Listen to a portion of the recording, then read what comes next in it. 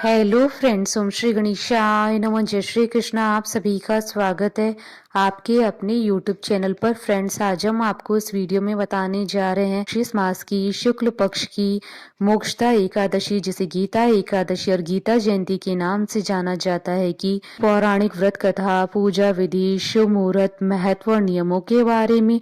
Friends, video शुरू करने से पहले आपसे रिक्वेस्ट है, अगर आप हमारे चैनल पर नए हैं और आपने अभी तक चैनल को सब्सक्राइब नहीं किया है तो प्लीज सब्सक्राइब कीजिएगा चैनल को, साथ ही प्रेस कीजिएगा बेल आइकन को, जिससे नए वीडियो से रिलेटेड नोटिफिकेशन आपको तुरंत प्राप्त हो सके। और वीडियो पसंद आने पर वीडियो को लाइक और शेयर जरूर कीजिएगा, ताकि सभी भक्तों को इस वीडियो का लाभ प्राप्त हो सके। और कमेंट बॉक्स में जय श्री कृष्ण जरूर लिखिएगा। हिंदू धर्म में एकादशी तिथि का विशेष महत्व होता है। प्रत्येक वर्ष में 24 एकादशी होती है, किंतु अधिक मास होने की स्थिति में एकादशी की संख्या 26 होती है। एकादशी का व्रत करने वाले भक्त एकादशी के दिन उपवास के नियमों का कड़ाई से पालन करते हैं तथा अगले दिन सूर्योदय के बाद ही उपवास का समापन करते हैं। एकादशी व्रत के दौरान सभी प्रकार के अनाज का सेवन वर्जित होता है। जो लोग किसी कारणवश एकादशी व्रत नहीं रखते हैं, उन्हें एकादशी के दिन भोजन में चावल का प्रयोग नहीं करना चाहिए तथा झूठ व परनिंदा से बचना चाहिए। जो व्यक्ति एकादशी के दिन विष्णु सहस्त्र नाम का पाठ करता है, उस पर भगवान विष्णु की विशेष कृपा होती है। मार्गशीर्ष मास के शुक्ल पक्ष की एकादशी मोक्षदा एकादशी के नाम से जानी जाती है। मार्गशीर्ष मास में पड़ने वाली एकादशी का खास महत्व माना जाता है, क्योंकि यह महा कृष्ण जी का स्वरूप माना गया है। मोक्षदा एकादशी का व्रत करने से मनुष्य के सारे पापों का नाश हो जाता है और मोक्ष की प्राप्ति होती है। मोक्षदायिनी होने के कारण ही इस एकादशी का नाम मोक्षदा एकादशी है। इस दिन जो लोग नियम के साथ व्रत करते हैं, उन्हें भगवान विष्णु की कृपा प्राप्त होती है और मनुष्य को सुखों की प्राप्ति होती है।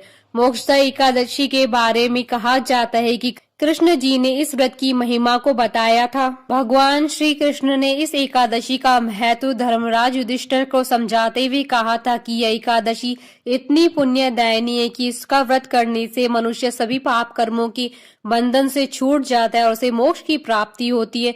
मोक्ष ही ईश्वर से मिलने का एकमात्र जरिया है। मोक्षदा एकादशी के दिन गीता जयंती भी होती है। इसी दिन गीता का उद्भव हुआ था। महाभारत के समय युद्ध भूमि में जब अर्जुन अपने सगे संबंधियों को देखकर विचलित हो गए और शस्त्र उठाने से मना कर दिया, तब भगवान कृष्ण ने उनके ज्ञान चक्षु खोलने के लिए उन्हें उपदेश दिए, जो महाभारत ग्रंथ में गीता के नाम से उल्लेखित है। इसी कारण से मोक्षदा एकादशी को गीता एकादशी के नाम से भी जाना जाता है। इस व्रत की कथा पूजन करने से वाजपेयी यज्ञ के समान पुण्य प्राप्त होता है। मोक्षदा एकादशी को लेकर ऐसी भी मान्यता है कि इस दिन तुलसी की मंजरी, धूप, दीप, नैवेद्य आदि से भगवान दामोदर का पूजन करने, उपवास करने व रात्रि में जागरण कर श्री हरि का कीर्तन करने से महापाप का भी नाश हो जाता है। कहा जाता है कि इस व्रत का फल पूर्वजों को भी प्राप्त होता है, इसलिए मनुष्य के लिए अत्यंत ही पुण्यकारी बताया गया है। यह एकादशी मुक्तिदायिनी तो है ही, साथ ही इसे समस्त मनोकामनाओं को पूर्ण करने वाली भी माना जाता है। विष्णु पुराण के अनुसार मोक्षदा एकादशी का व्रत हिंदू वर्ष की अन्य 23 एकादशियों पर उपवास रखने के बराबर है। फ्रेंड्स, अब आइए जानते हैं मोक्षदा एकादशी और गीता जयंती की शुभ मुहूर्त के बारे में। हिंदू पंचांग के अनुसार साल 2023 में मोक्षदा एकादशी का व्रत 22 और 23 दिसंबर 2023 शुक्रवार शनिवार के दिन है। 22 दिसंबर 2023 को मोक्षदा एकादशी स्मार्त व्रत रखा जाएगा, जिसे गृहस्थ लोग रखते हैं, और इसी दिन गीता जयंती का पर्व भी मनाया जाएगा। और 23 दिसंबर 2023 को मोक्षदा एकादशी वैष्णव व्रत रखा जाएगा। मार्गशीर्ष शुक्ल एकादशी तिथि प्रारंभ होगी 22 दिसंबर 2023 को सुबह 8:16 पर और मार्गशीर्ष शुक्ल एकादशी तिथि का समापन होगा 23 दिसंबर 2023 को सुबह 7:11 पर।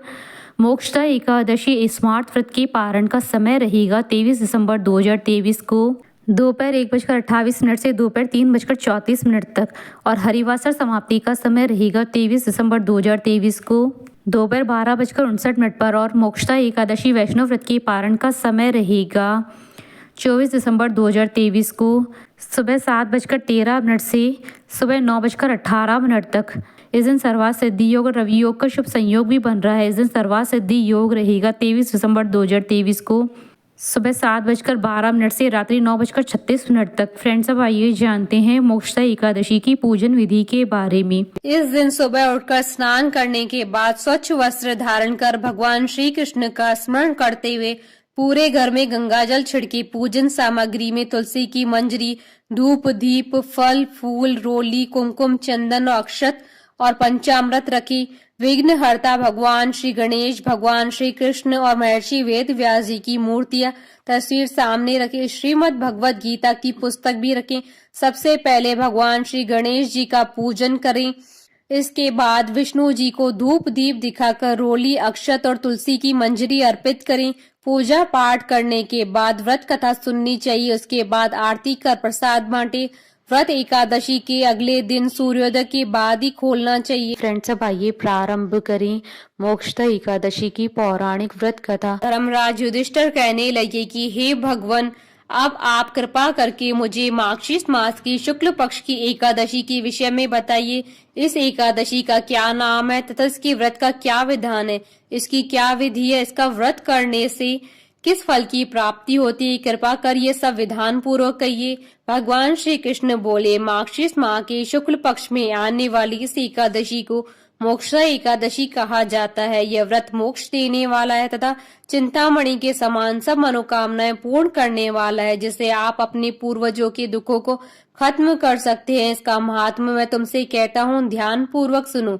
गोकुल नाम के नगर में वैखानस नामक राजा राज्य करता था। उसके राज्य में चारों वेदों के ज्ञाता ब्राह्मण रहते थे। वह राजा अपनी प्रजा का पुत्रवत पालन करता था। एक बार रात्रि में राजा ने एक स्वप्न देखा कि उसके पिता नरक में। उसे बड़ा आश्चर्य हुआ।